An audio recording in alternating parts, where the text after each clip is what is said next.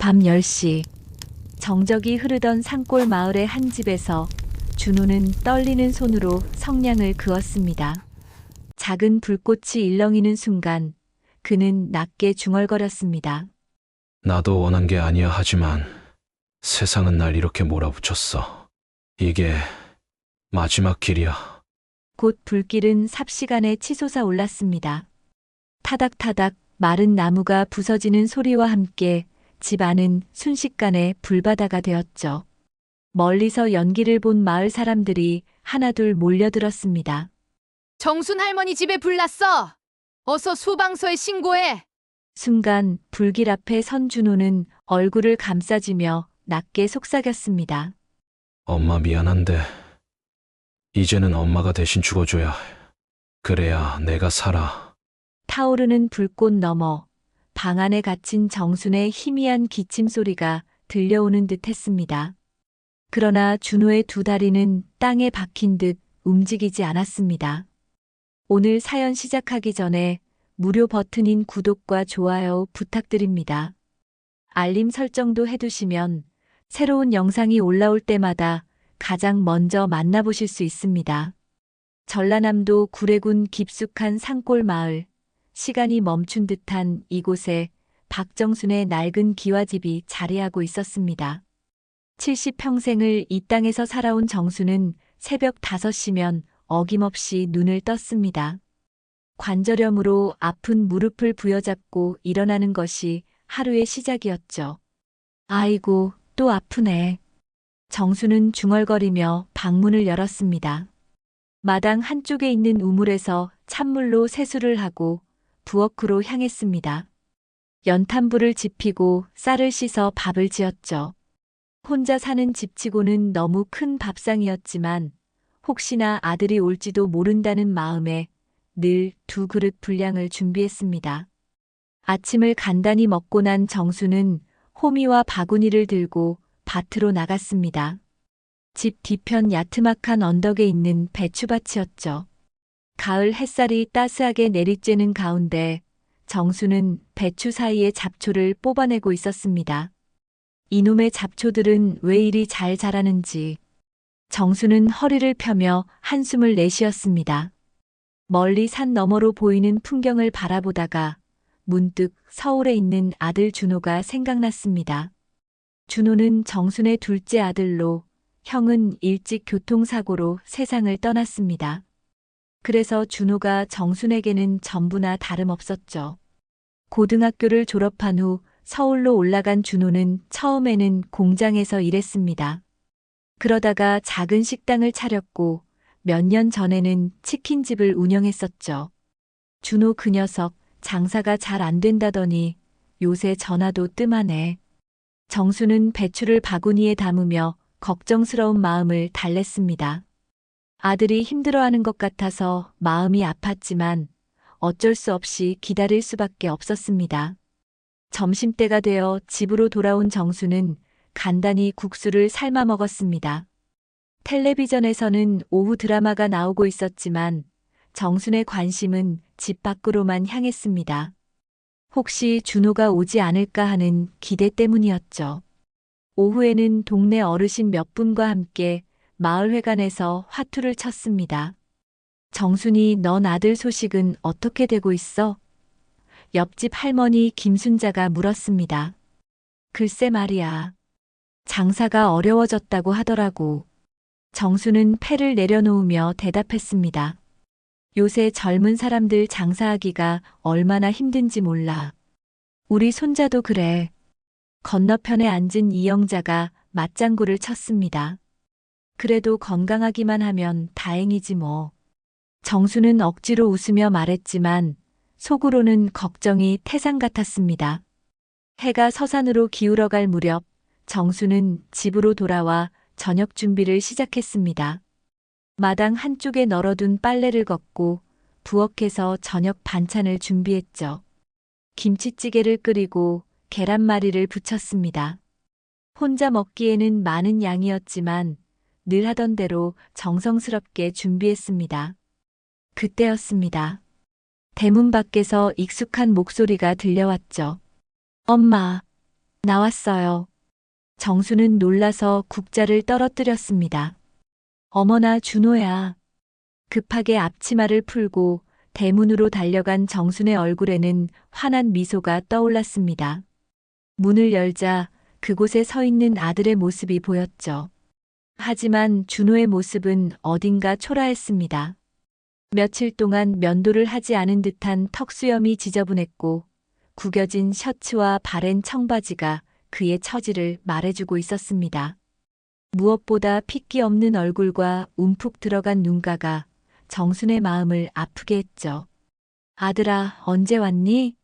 미리 연락을 하지 그랬어. 정수는 준호의 손을 잡으며 반가워했습니다. 갑자기 시간이 나서 그냥 왔어요. 준호의 목소리는 기운이 없었습니다. 그래도 와줘서 고맙다. 엄마가 얼마나 보고 싶었는지 몰라. 정수는 아들을 집 안으로 이끌었습니다. 준호는 집 안을 둘러보며 옛 추억에 잠겼습니다. 어릴 때 뛰어놀던 마루, 아버지와 함께 밥을 먹던 식탁, 모든 것이 그대로였죠. 하지만 세월의 흔적은 곳곳에 남아 있었습니다. 벽지는 발에 있었고 문짝은 삐걱거렸습니다. 아들아, 많이 힘들었지? 얼굴이 많이 야위었네. 정수는 준호의 뺨을 어루만지며 걱정스럽게 바라봤습니다. 준호는 어머니의 손길에 눈시울이 붉어졌습니다. 죄송해요, 엄마. 사업이 잘못되어서. 괜찮다, 괜찮아. 엄마가 있잖아. 정수는 아들의 등을 토닥이며 위로했습니다. 일단 씻고 와서 밥부터 먹어라. 엄마가 김치찌개 끓여뒀어. 준호는 목욕탕에서 뜨거운 물로 몸을 씻으며 지난 몇 달을 되돌아봤습니다. 치킨집이 망한 후 여러 일자리를 찾아 헤맸지만 마땅한 곳을 찾지 못했죠. 결국 사채에 손을 댔고 이제는 돌이킬 수 없는 상황에 이르렀습니다. 그날 저녁 두 모자는 오랜만에 함께 식탁에 앉았습니다. 정순이 정성스럽게 끓인 김치찌개와 갓 지은 쌀밥, 그리고 여러 가지 밑반찬들이 소박하지만 정감 있는 저녁상을 차렸죠. 많이 먹어라, 아들아. 살이 너무 빠졌다. 정수는 준호의 그릇에 밥을 푸며 걱정스럽게 말했습니다. 준호는 어머니가 차려준 음식을 먹으며 복잡한 심정이었습니다. 따뜻한 집밥의 맛에 눈물이 날 것 같았지만 한편으로는 어머니에게 털어놓기 어려운 비밀이 마음을 무겁게 짓눌렀죠. 식사를 마친 후 정수는 설거지를 하며 흥얼거렸습니다. 오랜만에 아들과 함께한 저녁이라 마음이 한결 가벼웠죠. 반면 준호는 거실 소파에 앉아 텔레비전을 보는 척하며 복잡한 생각에 잠겨 있었습니다. 엄마, 저 좀 힘들어요. 준호가 조심스럽게 입을 열었습니다. 정수는 손을 닦으며 아들 옆에 앉았습니다. 뭐가 그리 힘들어? 엄마한테 다 말해봐. 준호는 한참 동안 말을 못하다가 간신히 입을 열었습니다. 사채를 좀 썼어요. 장사 자금이 부족해서. 정순의 표정이 순간 굳어졌습니다. 사채라고? 그런 위험한 돈을 왜 썼니? 은행에서는 신용이 안 좋아서 대출을 안 해주고 다른 방법이 없었어요. 준호의 목소리가 점점 떨렸습니다. 얼마나 빌렸는데? 1억 원이요. 정수는 깜짝 놀라 손으로 입을 막았습니다. 이자는 얼마나 되는데? 한 달에 10%요. 그러니까 매달 1,000만 원씩. 준호는 고개를 푹 숙이며 말했습니다. 정수는 깊은 한숨을 내쉬었습니다. 농사일로 1년 내내 벌어도 1,000만 원을 모으기 어려운데 이자만 매달 1,000만 원이라니 상상도 할 수 없는 금액이었죠. 언제까지 갚아야 하는데? 이번 주 금요일까지요. 안 그러면. 준호는 말을 잇지 못했습니다. 안 그러면 어떻게 된다는 거야? 준호는 주머니에서 핸드폰을 꺼내 보여줬습니다. 문자함에는 협박성 메시지들이 가득했죠. 돈 안 가져오면 내 가족 끝장낸다. 이번이 마지막 기회다. 도망갈 생각 말고 돈이나 준비해라. 네 늙은 엄마부터 시작할까? 정수는 문자들을 읽으며 손이 부들부들 떨렸습니다.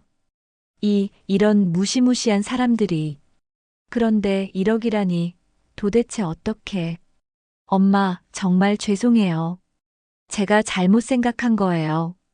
치킨집 여러 개를 차려서 프랜차이즈로 만들면 금방 갚을 수 있을 줄 알았는데. 준호는 눈물을 글썽이며 말했습니다. 정수는 아들의 등을 토닥이며 생각에 잠겼습니다. 1억 원이라는 돈을 어디서 구할 수 있을까요? 집을 팔아도 기껏해야 5천만 원 정도일 텐데 그것도 쉽게 팔릴지 확실하지 않았죠. 엄마는 어떻게 하면 좋을까? 정수는 중얼거렸습니다. 준호는 어머니의 걱정스러운 표정을 보며 더욱 죄책감이 들었습니다. 70이 넘은 어머니가 이런 큰 금액 걱정을 해야 한다는 것 자체가 말이 안 됐거든요. 엄마, 너무 걱정하지 마세요. 제가 어떻게든 해결할게요. 준호는 억지로 웃으며 말했지만 속으로는 막막하기만 했습니다. 그날 밤 준호는 자신의 옛 방에서 잠자리에 들었지만 쉽게 잠들 수 없었습니다. 어릴 때 붙여놓았던 축구선수 포스터, 책상 위에 낡은 스탠드, 모든 것이 그대로였지만 그의 마음은 어둠 속에서 헤매고 있었죠. 핸드폰에 또 메시지가 왔습니다.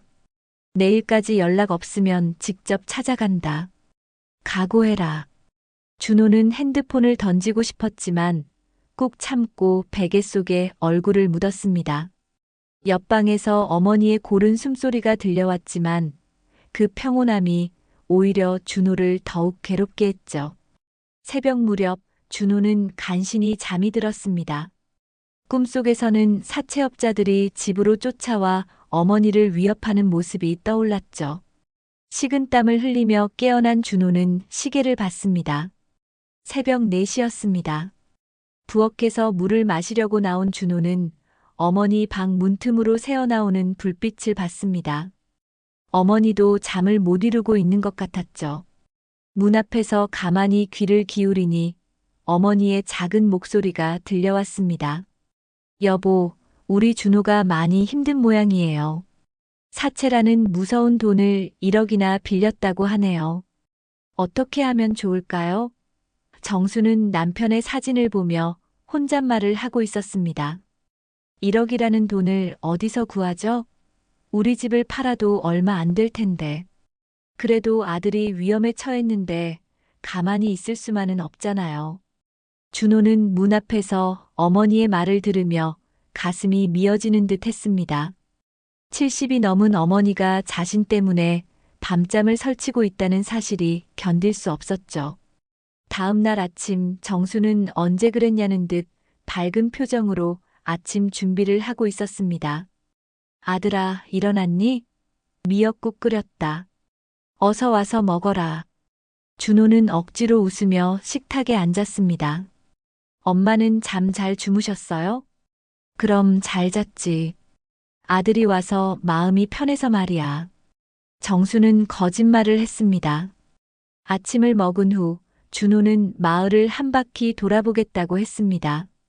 실제로는 조용한 곳에서 사채업자와 통화를 하기 위해서였죠. 마을 끝자락 저수지 옆에서 준호는 떨리는 손으로 전화를 걸었습니다. 형님, 저 이준호입니다. 아, 준호야. 돈 준비됐나? 그게 조금만 더 시간을 주시면 안 될까요?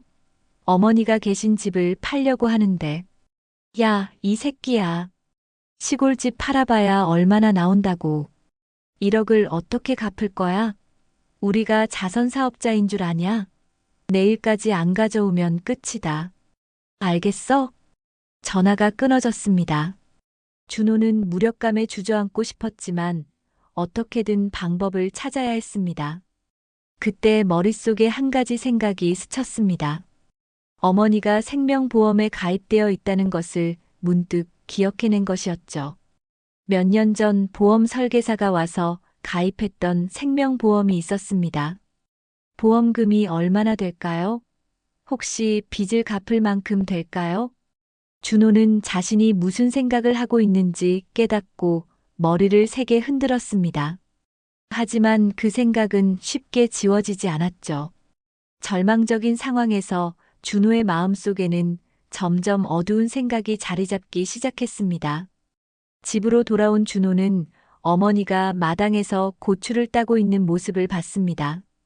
구부정한 허리로 한 알아날 정성스럽게 따는 모습이 평소 같으면 정겨웠겠지만 지금은 오히려 마음을 더욱 무겁게 했죠. 엄마, 제가 도와드릴게요. 준호가 다가가며 말했습니다. 괜찮다, 아들아. 너는 쉬어라. 엄마 혼자 하던 일인데 뭘. 정수는 손을 저으며 웃었습니다. 하지만 준호는 어머니 옆에 앉아 고추를 따기 시작했습니다. 어릴 때부터 해온 일이라 손은 저절로 움직였지만 머릿속은 온통 복잡한 생각들로 가득했죠. 엄마, 혹시 보험 같은 거 들어놓은 게 있으세요? 준호가 조심스럽게 물었습니다. 보험? 아, 몇 년 전에 보험 아줌마가 와서 하나 들었지. 생명보험인가 뭔가. 정수는 고개를 갸웃거렸습니다. 준호의 가슴이 쿵 뛰었습니다. 얼마나 되는 거예요? 글쎄, 정확히는 모르겠는데. 2억인가 3억인가 그렇다고 하더라. 매달 보험료가 좀 비싸더라고. 정수는 무심하게 대답했습니다. 준호는 순간 숨이 막히는 것 같았습니다. 2억에서 3억이라니 자신의 빚을 갚고도 훨씬 남는 금액이었죠. 하지만 곧바로 자신이 무슨 생각을 하고 있는지 깨달았습니다. 아니야, 이건 아니야. 준호는 속으로 자신을 다독였지만 한 번 떠오른 생각은 쉽게 사라지지 않았습니다. 왜? 보험이 왜 필요해? 정순이 의아하게 물었습니다. 아, 아니에요. 그냥 궁금해서. 준호는 얼른 화제를 돌렸습니다. 그날 오후 준호는 어머니가 낮잠을 자는 사이에 몰래 서류함을 뒤졌습니다. 보험 증서를 찾기 위해서였죠. 오래된 서류들 사이에서 보험 증서를 발견했을 때 준호의 손은 떨리고 있었습니다. 보험 금액은 정확히 2억 5천만 원이었습니다. 사고사의 경우 2배로 지급된다고 적혀 있었죠. 준호는 그 숫자를 보며 복잡한 감정에 휩싸였습니다. 이 돈만 있으면 모든 게 해결돼. 하지만 곧바로 고개를 저었습니다. 안 돼. 이런 생각을 하면 안 돼. 저녁 무렵 핸드폰이 울렸습니다. 사채업자였죠. 준호야, 내일이 마지막이야. 돈 준비는 됐지? 형님, 정말 조금만 더 시간을 주세요. 집을 팔려고 하는데. 집 팔아봐야 얼마나 나와? 1억을 어떻게 갚을 거야? 야, 이 새끼야. 내일 못 가져오면 정말 끝이야. 네 늙은 어미부터 시작할 거야. 형님, 제발요. 어머니는 아무 잘못이 없잖아요. 그럼 돈을 가져와야지. 내일 오후 3시까지 서울역 앞으로 나와. 못 오면 각오해. 전화가 끊어진 후 준호는 주저앉고 말았습니다. 이제 정말 시간이 없었습니다. 내일까지 1억을 마련하지 못하면 어머니에게까지 해를 끼칠 거라는 협박이 현실로 다가왔죠. 그날 밤 준호는 잠을 이룰 수 없었습니다. 계속해서 보험금 생각이 머릿속을 맴돌았습니다. 어머니가 돌아가시면 보험금이 나오고 그 돈으로 빚을 갚고 새 출발을 할 수 있을 거라는 끔찍한 생각이 자꾸만 떠올랐죠. 아니야, 이런 생각을 하면 안 돼. 어머니를 그런 식으로 생각하다니. 준호는 자신을 자책했지만 절박한 상황은 그를 점점 극단적인 생각으로 몰아가고 있었습니다. 새벽 2시 준호는 일어나서 부엌으로 나갔습니다. 술이라도 마시고 싶었지만 집에는 술이 없었죠. 대신 찬물을 마시며 정신을 차리려고 했습니다. 그때 갑자기 인터넷에서 본 기사가 생각났습니다. 전기 합선으로 인한 화재 사고였죠. 그 집 주인도 보험금을 받았다는 내용이었습니다. 준호는 머리를 세게 흔들었습니다. 안 돼. 이런 생각을 하면 안 돼. 하지만 마음 한구석에서는 다른 목소리가 속삭이고 있었습니다. 어차피 어머니도 나이가 많으시잖아. 혼자서 이 큰 집을 관리하기도 힘들어 하시고, 그리고 사채업자들이 정말로 어머니에게 해를 끼치면 어떻게 하지? 준호는 자신이 점점 위험한 생각에 빠져들고 있다는 것을 알았지만 막을 수가 없었습니다. 절망과 공포가 그의 이성을 마비시키고 있었거든요. 다음 날 아침 정수는 평소와 다름없이 아침을 준비했습니다. 아들아, 어서 일어나서 밥 먹어라. 준호는 억지로 식탁에 앉았지만 음식이 목으로 넘어가지 않았습니다. 어머니의 따뜻한 미소를 보며 죄책감이 밀려왔죠. 왜 그러니? 얼굴이 안 좋아 보이는데? 정순이 걱정스럽게 물었습니다. 괜찮아요, 엄마. 그냥 잠을 못 잤어요. 준호는 거짓말을 했습니다. 아들아, 너무 걱정하지 마라. 엄마가 뭔가 방법을 찾아볼게. 정수는 아들의 손을 잡으며 말했습니다. 그 순간 준호는 어머니의 손이 얼마나 거칠고 주름투성이인지 새삼 깨달았습니다. 평생 자식을 위해 고생한 손이었죠. 그런 어머니를 어떻게 그런 식으로 생각할 수 있었을까요? 하지만 오후가 되면서 다시 현실이 덮쳐왔습니다. 사채업자와의 약속 시간이 다가오고 있었거든요. 준호는 서울로 올라가야 했지만 가져갈 돈은 없었습니다. 엄마, 저 서울에 급한 일이 생겨서 올라가야 해요. 준호가 말했습니다. 그래, 조심해서 다녀와라. 밥은 먹고 가니? 정수는 아들을 걱정스럽게 바라봤습니다. 네, 먹고 갈게요. 준호는 어머니가 싸준 도시락을 받아들며 복잡한 심정이었습니다. 기차를 타고 서울로 향하는 동안 준호의 마음은 천 갈래만 갈래로 찢어져 있었습니다. 사채업자를 만나러 가지만 돈은 없고 어머니는 집에서 걱정하고 계시고 그리고 머릿속 한구석에서는 여전히 그 끔찍한 생각이 맴돌고 있었습니다. 서울역에 도착한 준호는 약속 장소로 향했습니다. 오후 3시 역 앞 카페에서 사채업자 김영철과 그의 부하들이 기다리고 있었죠.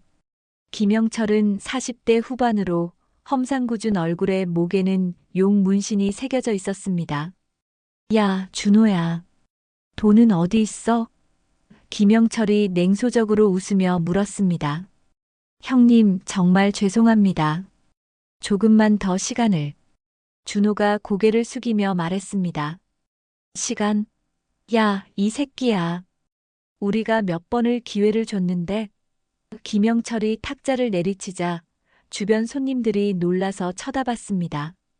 김영철의 부하 중 하나가 준호의 어깨를 거칠게 잡았습니다. 형님, 이 새끼 계속 시간만 달라고 하네요. 야, 준호야. 마지막으로 한 번만 더 기회를 줄게.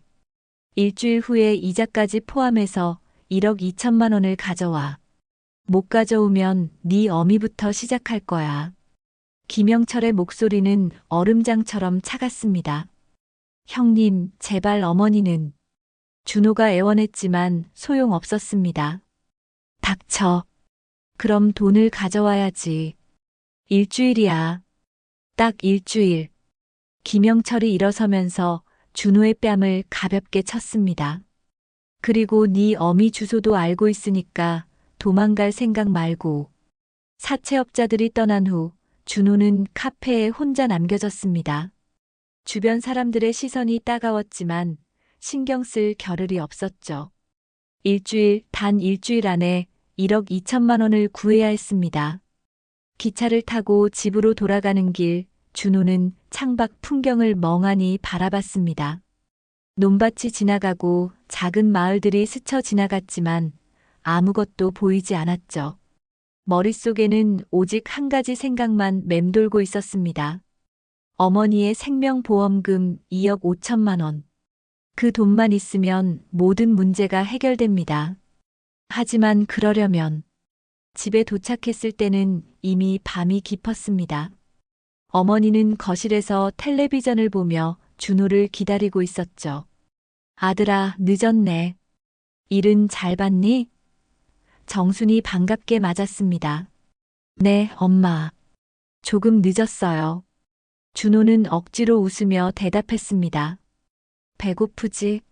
엄마가 저녁 따로 차려뒀어. 정수는 부엌으로 향하며 준호를 위해 밥상을 차렸습니다. 준호는 어머니가 정성스럽게 차려준 밥상 앞에 앉았지만 목에 뭔가 걸린 듯 음식이 넘어가지 않았습니다. 어머니의 따뜻한 시선을 받으며 식사를 하는 것이 이렇게 고통스러울 줄 몰랐죠. 왜 그러니? 입맛이 없나? 정순이 걱정스럽게 물었습니다. 아니에요, 엄마. 그냥 피곤해서. 준호는 거짓말을 했습니다. 그날 밤 준호는 잠자리에 들었지만 잠을 잘 수가 없었습니다. 머릿속에서는 계속해서 같은 생각이 맴돌았죠. 방법은 하나뿐이었습니다. 하지만 그것은 너무나 끔찍한 일이었습니다. 새벽 2시 준호는 조용히 일어나 부엌으로 나갔습니다. 인터넷으로 화재 관련 기사들을 검색해봤죠. 전기 합선으로 인한 화재, 가스 누출 사고, 방화. 여러 가지 사례들이 나왔습니다. 그 중에서 전기 합선 사고가 가장 자연스러워 보였습니다. 오래된 집이니까 충분히 일어날 수 있는 일이었죠. 보험회사에서도 의심하지 않을 것 같았습니다. 준호는 자신이 무슨 생각을 하고 있는지 깨달았습니다. 이런 생각을 하면 안 돼. 하지만 이미 구체적인 계획이 머릿속에 그려지고 있었죠. 집의 전기 배선을 점검해 봤습니다. 과연 오래된 집이라 여러 곳이 낡아 있었습니다. 조금만 손을 대면 합선을 일으킬 수 있을 것 같았죠. 그리고 집안에 인화성 물질을 뿌려놓으면 안 돼. 이건 정말 안 돼. 준호는 고개를 저었지만 시간은 흘러가고 있었습니다. 일주일 후면 사채업자들이 어머니에게 해를 끼칠 거라는 협박이 현실로 다가왔죠. 다음 날 아침 정수는 평소처럼 일찍 일어나 아침 준비를 했습니다. 아들아, 어서 일어나서 밥 먹어라. 준호는 어머니의 목소리를 들으며 복잡한 감정에 휩싸였습니다. 어머니는 자신을 위해 평생을 바쳤는데 자신은 지금 어머니를 어떻게 생각하고 있는 걸까요? 엄마, 제가 전기 좀 봐드릴게요. 어제 보니까 선이 좀 낡은 것 같던데. 준호가 조심스럽게 말했습니다. 그래, 그럼 고맙겠다. 요새 전등이 자꾸 깜빡거리더라. 정수는 기뻐했습니다. 준호는 도구함을 꺼내어 전기선을 점검하는 척했습니다. 실제로는 나중에 합선을 일으킬 수 있도록 미리 손상을 가하고 있었죠. 손이 떨렸지만 어쩔 수 없었습니다. 아들아, 조심해서 해라. 다칠 수도 있어. 정순이 걱정스럽게 말했습니다. 괜찮아요, 엄마. 조심해서 할게요. 준호의 목소리는 떨리고 있었습니다. 오후에는 마을 주유소에 갔습니다. 휘발유를 조금 사야 했거든요. 주유소 아저씨가 이상하게 여겼지만 예초 기용이라고 둘러댔습니다. 예초기 기름이면 경유를 써야 하는 거 아닌가? 주유소 아저씨가 의아해했습니다. 아, 네. 제가 잘못 알았나 보네요. 그럼 경유로 주세요. 준호는 얼른 말을 바꿨습니다. 하지만 속으로는 휘발유가 필요했습니다. 더 잘 타니까요. 다른 주유소에서 구해야겠다고 생각했죠. 집으로 돌아온 준호는 어머니가 밭일을 나간 사이 집 안을 둘러봤습니다. 어디에 인화성 물질을 뿌려놓을지, 어떻게 하면 자연스럽게 보일지 계산했죠. 그런데 문득 어릴 때 기억이 떠올랐습니다. 아버지가 돌아가신 후 어머니가 혼자서 이 집을 지키며 자신을 키운 일들이 주마등처럼 스쳐 지나갔죠. 추운 겨울날 연탄을 나르느라 까맣게 된 어머니의 손, 아픈 몸을 이끌고 밭일을 하시던 모습, 자신의 학비를 위해 밤늦게까지 일하시던 모습. 준호는 눈물이 흘러내리는 것을 느꼈습니다. 하지만 이미 돌이킬 수 없는 지경에 이르렀습니다. 사채업자들의 협박은 점점 현실적인 위협이 되어가고 있었고 다른 방법은 없어 보였습니다. 그날 저녁 준호는 어머니와 함께 저녁을 먹으며 마지막일지도 모르는 시간을 보냈습니다. 어머니의 따뜻한 웃음소리, 정성스럽게 차린 밥상, 모든 것이 소중하게 느껴졌죠. 하지만 마음 한구석에서는 계속해서 그 끔찍한 계획이 구체화되고 있었습니다.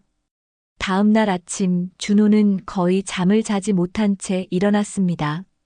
어머니는 평소와 다름없이 아침 준비를 하고 있었지만 준호의 마음은 점점 더 어둠 속으로 빠져들고 있었죠. 아들아, 얼굴이 너무 안 좋아 보이는데 괜찮니? 정순이 걱정스럽게 물었습니다. 네, 엄마. 그냥 잠을 못 잤어요. 준호는 억지로 웃으며 대답했습니다. 그때 핸드폰이 울렸습니다. 사채업자 김영철이었죠. 준호야, 어제 만난 거 기억하지? 이제 닷새 남았다. 준비는 잘 되고 있지? 준호는 전화를 받고 밖으로 나갔습니다. 형님, 조금만 더 시간을. 야, 이 새끼야. 닷새라고 했잖아. 딱 닷새 후면 끝이야. 그때까지 1억 2천만 원 못 가져오면 네 늙은 어미부터 시작한다고 했잖아. 전화가 끊어진 후 준호는 절망감에 빠졌습니다. 닷새, 단 닷새 만에 그 큰 돈을 어떻게 구한다는 말입니까? 아침을 먹고 난 후 준호는 어머니에게 말했습니다. 엄마, 전기선 좀 봐드릴게요. 요즘 전등이 깜빡거린다고 하셨잖아요. 그래, 그럼 고맙겠다. 혼자 살다 보니 그런 일이 생기면 어떻게 해야 할지 모르겠더라. 정수는 기뻐했습니다. 준호는 도구함을 꺼내어 전기 배전함을 열었습니다. 실제로는 전기를 고치는 것이 아니라 나중에 합선이 일어나도록 미리 손상을 가하는 것이었죠. 손이 떨렸지만 어쩔 수 없었습니다. 전선을 조작하면서 준호는 계속 자문자답했습니다. 정말 이런 일을 해야 하나? 다른 방법은 정말 없을까? 하지만 사채업자들의 협박은 점점 더 현실적인 위협이 되어가고 있었습니다. 어머니에게까지 해를 끼치겠다는 말이 허풍이 아니라는 것을 알고 있었거든요. 아들아, 조심해서 해라. 전기는 위험할 수 있어. 정순이 걱정스럽게 말했습니다. 네, 엄마. 조심해서 할게요. 준호의 목소리는 떨리고 있었습니다. 전기 작업을 마친 후 준호는 그 오후에 다른 마을 주유소에 갔습니다. 어제부터 계획하고 있던 일을 실행에 옮기기 위해서였죠. 휘발유 좀 주세요. 준호가 플라스틱 통을 내밀며 말했습니다. 몇 리터 드릴까요? 주유소 직원이 물었습니다. 10리터 정도요. 농기구 청소하려고요. 주유소 직원은 별다른 의심 없이 휘발유를 통에 담아줬습니다. 준호는 돈을 지불하고 서둘러 그 자리를 떠났죠. 집으로 돌아온 준호는 휘발유통을 창고에 숨겨뒀습니다. 어머니가 발견하지 못하도록 낡은 농기구들 뒤편에 잘 보이지 않게 놓아뒀죠. 아들아, 뭐 하고 있니? 정순이 창고 쪽으로 오는 소리가 들렸습니다.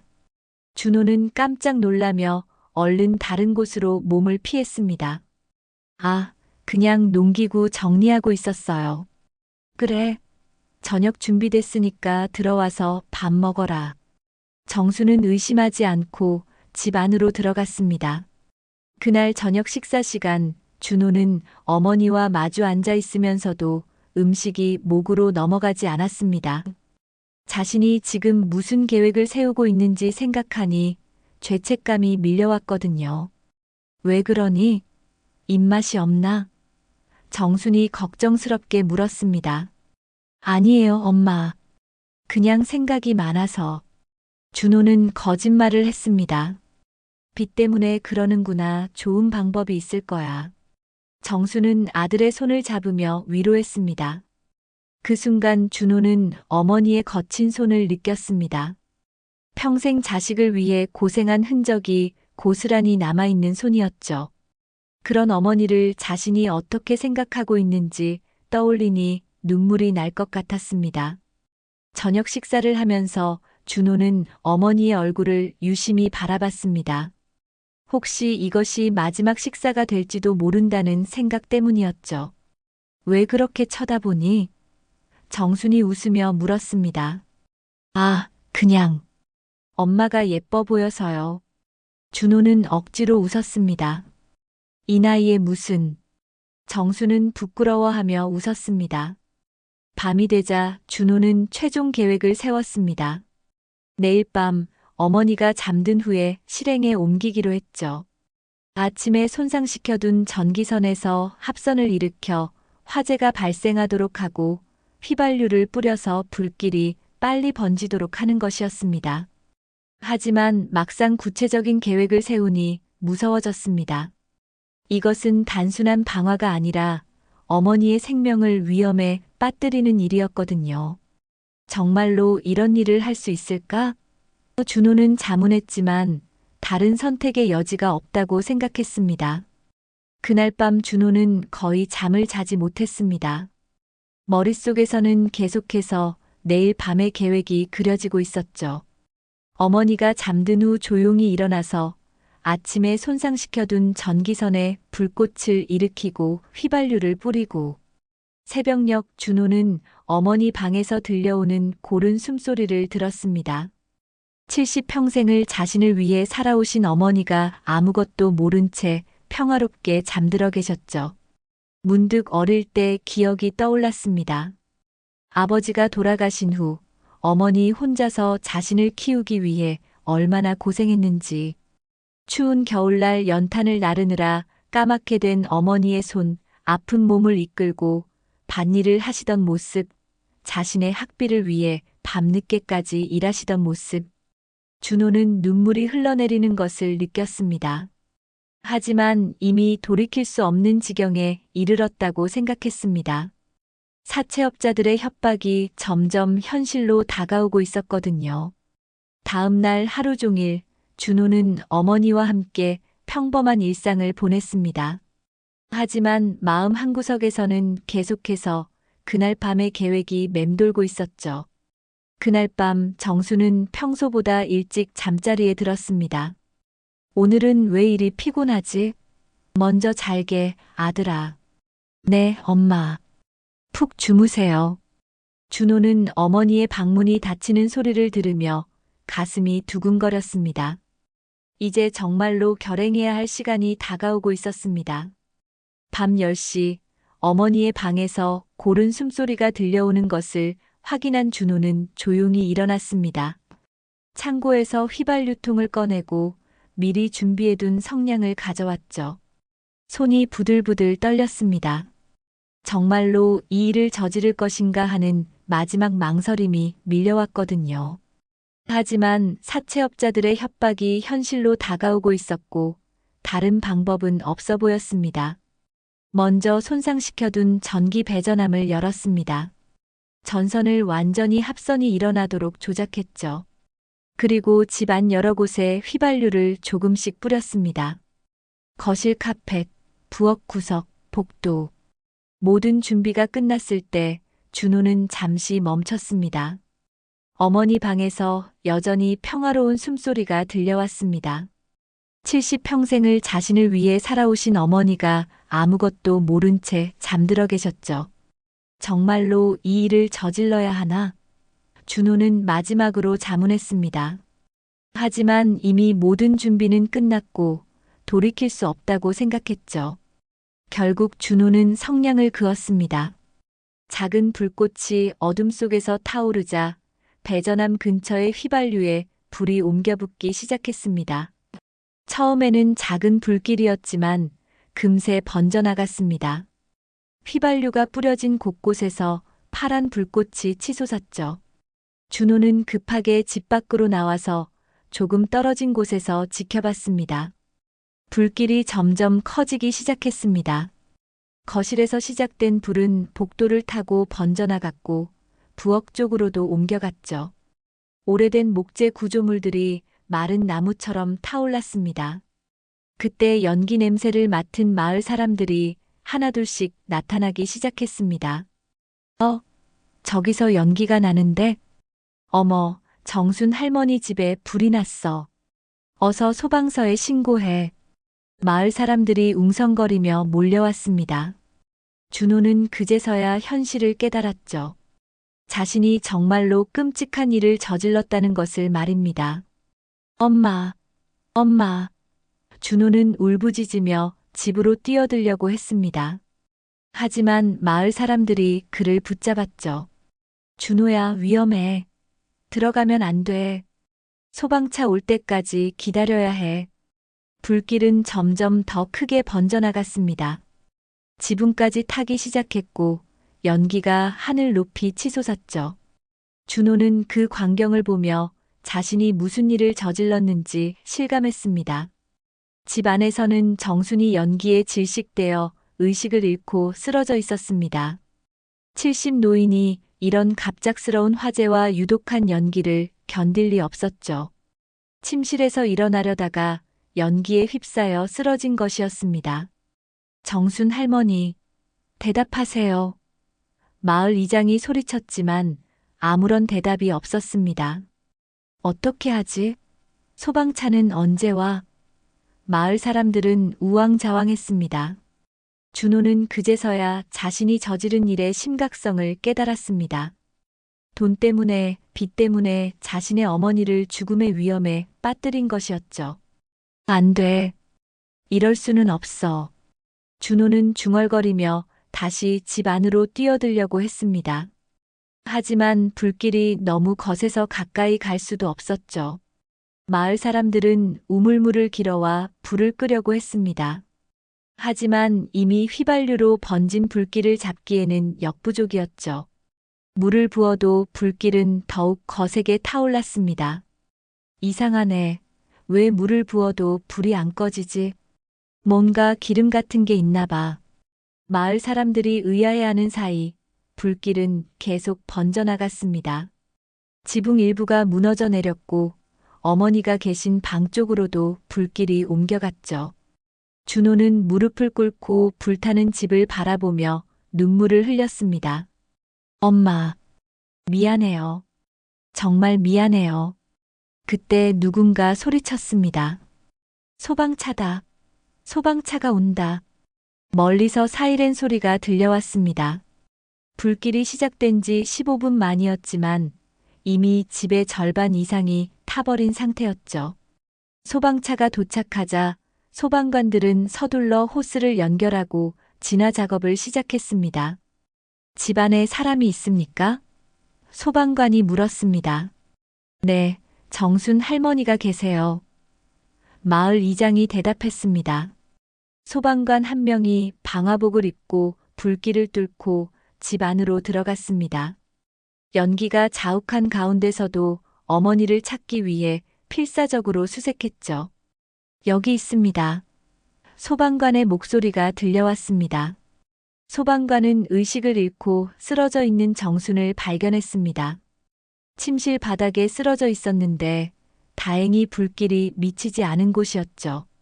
하지만 연기를 많이 마셔서 상태가 심각해 보였습니다. 소방관이 정순을 업고 밖으로 나왔을 때 마을 사람들은 안도의 한숨을 내쉬었습니다. 할머니, 정신 차리세요. 119 불렀나? 빨리 병원으로 데려가야 해. 정수는 의식을 잃은 채 축 늘어져 있었습니다. 얼굴은 그을음으로 까맣게 변했고 호흡도 불규칙했죠. 연기 중독으로 인한 증상이었습니다. 구급차가 도착해서 정순을 병원으로 이송했습니다. 준호도 함께 구급차에 탔죠. 구급차 안에서 준호는 산소 마스크를 쓰고 누워있는 어머니를 바라봤습니다. 내가 뭘 한 거야? 내가 정말 뭘 한 거야? 준호는 속으로 계속 중얼거렸습니다. 병원에 도착한 정수는 응급실로 실려갔습니다. 의료진들이 분주하게 움직이며 응급처치를 했죠. 연기 중독으로 보입니다. 다행히 생명에는 지장이 없을 것 같은데 좀 더 지켜봐야겠어요.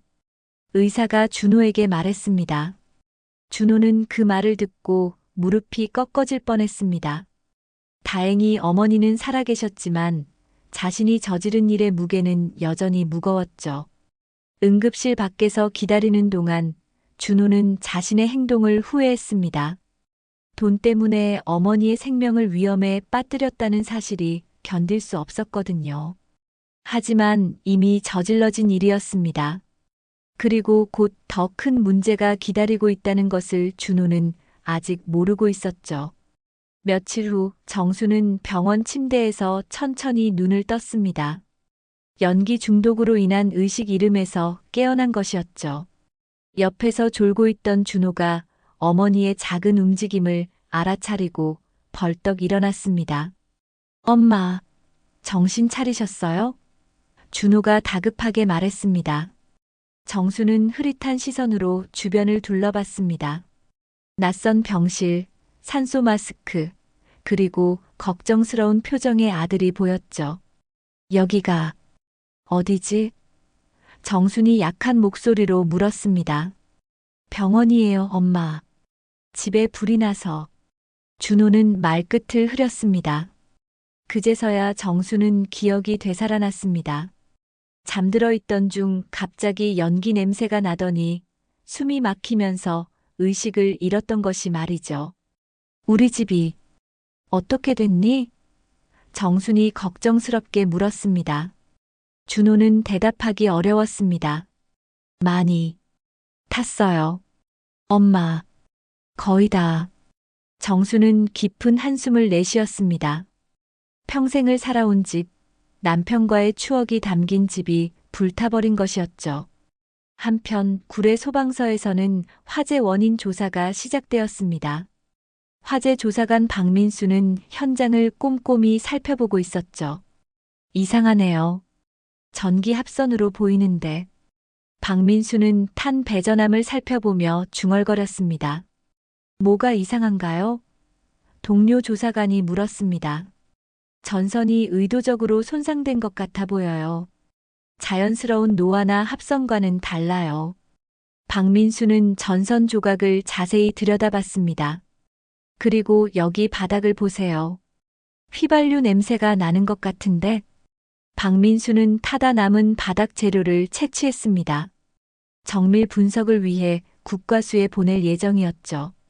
그 무렵 마을에서는 화재에 대한 이야기가 돌기 시작했습니다. 동네 할머니 김순자가 다른 주민들과 이야기를 나누고 있었죠. 참 이상해. 불나기 전날에 준호가 주유소에 갔던 것 봤거든. 김순자가 말했습니다. 주유소에? 왜? 옆집 아저씨가 물었습니다.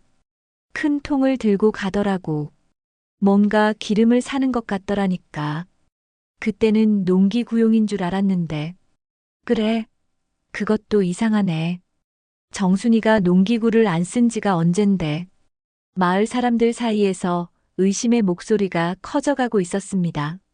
며칠 후 국과수에서 분석 결과가 나왔습니다. 현장에서 채취한 샘플에서 휘발유 성분이 검출된 것이었죠. 화재 조사관 박민수는 이 결과를 받아보고 확신했습니다. 이건 단순한 전기 합선 화재가 아니에요. 누군가 의도적으로 방화한 겁니다. 박민수가 상관에게 보고했습니다. 증거가 확실한가? 네. 휘발유가 곳곳에 뿌려져 있었고 전선도 인위적으로 손상되어 있었습니다. 명백한 방화입니다. 곧바로 경찰이 수사에 착수했습니다. 구례 경찰서 강력계 김영사가 사건을 맡게 되었죠. 김영사는 먼저 마을 사람들을 상대로 참고인 조사를 시작했습니다. 준호 씨가 불나기 전날 주유소에 갔다고요? 김영사가 김순자에게 물었습니다. 네, 제가 직접 봤어요. 큰 플라스틱 통을 들고 가더라고요. 이상하다고 생각했거든요. 김영사는 즉시 주유소를 찾아갔습니다. 주유소 사장에게 CCTV 확인을 요청했죠. 이 사람 맞나요? 김영사가 CCTV 화면에 준호를 가리키며 물었습니다. 네, 맞아요. 휘발유 10리터를 사갔어요. 농기구 청소용이라고 하더군요. 영수증도 있나요? 여기 있습니다. 주유소 사장이 영수증을 건넸습니다.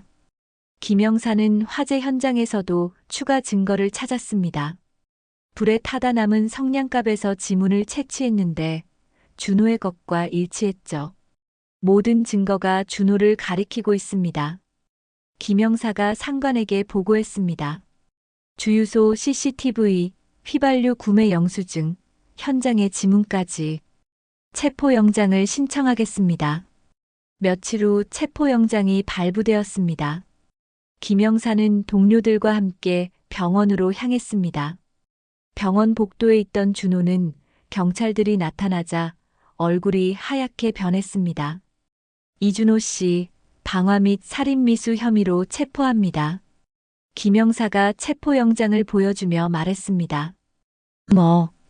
뭐라고요? 준호는 당황했습니다. 화재 현장에서 휘발유 성분이 발견되었고 당신이 불나기 전날 주유소에서 휘발유를 구매한 CCTV와 영수증이 있습니다. 그리고 현장에서 발견된 성냥갑의 지문이 당신 것과 일치합니다. 김영사가 증거를 나열하자 준호는 더 이상 변명할 수 없다는 것을 깨달았습니다. 그 순간 정순이 병실 문을 열고 나왔습니다. 휠체어를 타고 있었지만 복도에서 들려오는 대화를 엿들었던 것이죠. 준호야, 지금 무슨 소리야? 정순의 목소리가 떨렸습니다.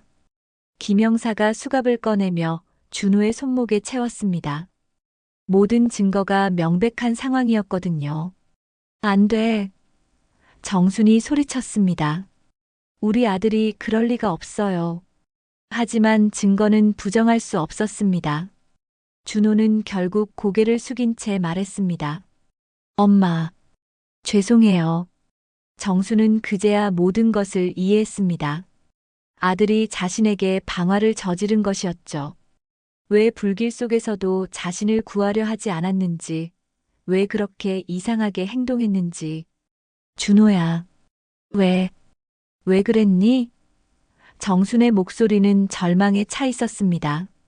엄마, 저는 살고 싶었어요. 빚이 너무 무서웠어요. 하지만 제가 잘못했어요. 준호는 눈물을 흘리며 고백했습니다. 그래서 날 죽이려고 한 거야? 정수는 믿을 수 없다는 표정이었습니다. 미안해요, 엄마. 정말 미안해요. 준호는 계속 사과했지만 이미 돌이킬 수 없는 일이었습니다. 김영사는 준호를 데리고 경찰서로 향했습니다. 복도에 혼자 남겨진 정수는 휠체어에서 무너져 내리며 오열했습니다. 돈 때문에 자식이 어미를 죽이려 했다는 현실이 받아들여지지 않았거든요. 준호가 체포된 후 며칠이 지났습니다. 구례경찰서 조사실에서 준호는 김영사 앞에 앉아 있었죠. 모든 증거가 명백한 상황에서 준호는 결국 범행을 자백할 수밖에 없었습니다. 1억 원의 사채 때문에 어머니를 살해하려 했다는 말입니까? 김영사가 믿을 수 없다는 표정으로 물었습니다. 네. 다른 방법이 없었어요. 사채업자들이 어머니에게까지 해를 끼치겠다고 협박했거든요. 준호는 고개를 숙인 채 대답했습니다. 그래서 어머니를 먼저 죽이고 보험금을 받으려고 한 겁니까? 준호는 더 이상 변명할 말이 없었습니다. 자신이 저지른 일이 얼마나 끔찍한지 이제야 깨닫고 있었거든요. 한편 병원에서는 정순이 혼자 창밖을 바라보며 앉아 있었습니다. 간병인이 와서 도움을 주려 했지만 정순은 아무 말도 하지 않았죠. 할머님, 식사 시간입니다. 간병인이 말했습니다. 하지만 정순은 고개도 돌리지 않았습니다. 아들이 자신을 죽이려 했다는 충격에서 벗어날 수 없었거든요. 마을에서는 이 사건이 큰 화제가 되었습니다. 70년을 함께 살아온 이웃들도 믿기 어려워했죠. 아무리 돈이 급해도 그럴 수가 있나? 김순자가 한숨을 내쉬었습니다. 요즘 세상이 어떻게 돌아가는지 모르겠어. 자식이 부모를 그렇게 할 수가 있다니. 이장도 고개를 저었습니다. 마을 사람들은 정순을 위해 성금을 모았습니다. 집도 타버리고 아들마저 감옥에 갇힌 상황에서 혼자 살아갈 길이 막막했거든요. 일주일 후 준호의 구속영장이 발부되었습니다. 법원에서는 증거가 명백하고 죄질이 나쁘다는 이유로 구속을 결정했죠. 피의자는 1억 원의 사채를 변제하기 위해 친모를 살해하려 한 것으로 보이며 증거인멸이나 도주의 우려가 있다는 것이 구속 이유였습니다. 준호는 구치소로 이송되면서 어머니에게 편지 한 통을 썼습니다. 엄마, 저는 용서받을 수 없는 일을 저질렀습니다. 돈 때문에 정신을 잃고 엄마를 해치려 했던 제가 너무 부끄럽습니다. 평생 엄마를 위해 살겠다고 다짐했던 저였는데 결국 가장 소중한 분을 배신했네요. 죽어도 용서받을 수 없는 죄를 졌습니다. 하지만 정수는 그 편지를 읽지 않았습니다. 간병인이 가져다 줘도 외면했죠. 한 달이 지나자 정순의 몸은 많이 회복되었습니다. 연기 중독, 후유 중독 거의 사라졌죠. 하지만 마음의 상처는 쉽게 아물지 않았습니다. 의사는 퇴원해도 된다고 했지만 정순에게는 갈 곳이 없었습니다. 집은 불타버렸고 아들은 감옥에 있고 그때 마을 이장이 정순을 찾아왔습니다. 정순이 누나, 우리 마을 회관 옆에 빈 집이 하나 있어요. 거기서 지내시면 어떨까요? 마을에서 도와드릴게요. 정수는 처음으로 입을 열었습니다. 고마워요, 이장님. 하지만 저는 이제 어떻게 살아야 할지 모르겠어요. 누나, 아직 살아야 할 날이 많이 남았어요. 포기하시면 안 돼요. 마을 사람들의 도움으로 정수는 작은 임대주택으로 이사했습니다. 생필품도 마을 사람들이 마련해줬죠. 재판이 시작되었습니다. 법정에서 준호는 모든 혐의를 인정했습니다. 피고인, 마지막으로 하고 싶은 말이 있습니까? 판사가 물었습니다. 준호는 일어서서 말했습니다. 저는 돈 때문에 세상에서 가장 소중한 분을 해치려 했습니다. 변명의 여지가 없는 죄를 졌습니다. 엄마, 정말 죄송합니다. 그리고 저를 믿고 도와주셨던 모든 분들께 사과드립니다. 정수는 재판을 방청하지 않았습니다. 아들의 얼굴을 볼 용기가 나지 않았거든요. 판결이 내려졌습니다. 준호는 살인미수 및 방화 혐의로 징역 8년을 선고받았습니다. 피고인은 경제적 어려움을 이유로 친모의 생명을 위험에 빠뜨린 중대한 범죄를 저질렀으나 범행을 자백하고 반성하는 점을 참작하여 이와 같이 선고한다는 것이 판결 이유였습니다. 한편 정수는 새로운 삶을 시작하려 노력했습니다. 마을 사람들의 도움으로 작은 텃밭을 일구기 시작했죠. 할머니, 이거 어떻게 심어요? 동네 아이들이 찾아와 물었습니다. 정수는 아이들에게 채소 기르는 법을 가르쳐주며 조금씩 마음을 열기 시작했습니다. 몇 개월 후 준호가 감옥에서 보낸 편지가 또 도착했습니다. 이번에는 정순이 편지를 열어봤죠. 엄마, 저는 매일 엄마를 생각하며 반성하고 있습니다. 제가 저지른 죄는 용서받을 수 없지만 남은 인생은 속죄하며 살겠습니다. 엄마께서 건강하시기만을 바랍니다. 정수는 편지를 읽고 눈물을 흘렸습니다. 미움과 사랑, 배신감과 그리움이 복잡하게 얽혀 있었죠. 어느 날 저녁 정수는 작은 집 마당에서 하늘을 올려다봤습니다. 별이 유난히 밝게 빛나는 밤이었죠. 정수는 혼잣말로 중얼거렸습니다. 여보, 우리 아들이 그런 일을 저질렀어요. 돈 때문에 저를 죽이려고 했다니. 세상에 이런 일이 있을까요? 하지만 저는 살아남았어요. 아직 제 삶이 끝나지 않았나 봐요. 정수는 깊은 한숨을 내쉬었습니다. 앞으로 어떻게 살아야 할지 모르겠지만 남은 날들은 다시 사람답게 살아보려고 해요. 그게 제가 살아남은 이유일 거예요. 화재의 잿더미 속에서 시작된 정순의 새로운 삶. 비록 아들에게 배신당했지만 그녀는 포기하지 않기로 했습니다. 70이 넘은 나이에 다시 시작하는 삶은 결코 쉽지 않았지만 정순에게는 아직 희망이 남아 있었습니다. 세상에서 가장 믿었던 사람에게 배신당한 상처는 쉽게 아물지 않겠지만 그럼에도 불구하고 삶은 계속되어야 했습니다. 정순의 새로운 여정이 이제 막 시작된 것이었습니다. 오늘 사연 들어주셔서 감사합니다. 구독과 좋아요는 큰 힘이 됩니다.